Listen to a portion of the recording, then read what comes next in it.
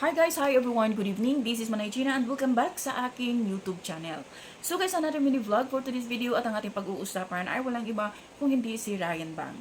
Marami kasing mga netizen na nakapansin sa It's Showtime host na si Ryan Bang dahil nga kahit anong pagpapasaya niya, kahit anong ngiti niya, makikita sa mukha at sa mata ni Ryan na sobrang lungkot niya.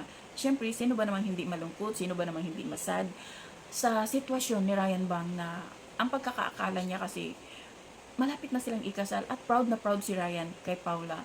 At alam din naman natin guys no na close si Ryan sa family ni Paula. The same din si Paula, close na din sa mom ni Ryan Bang.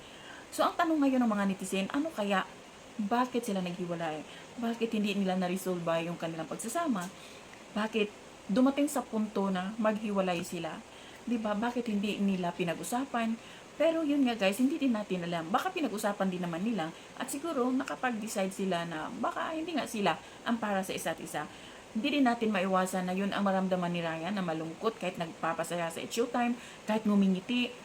Siyempre, bago pa lang. Sabi nga ng friend ni Ryan, darating yung time na mag-heal na si Ryan.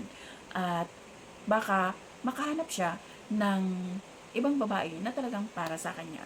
Tanong ng mga netizen, may third party ba?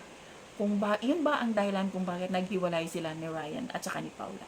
Abangan natin guys ang pagsasalita or siyempre magsasalita din yan si Ryan Bang. At yun ang hihintay natin.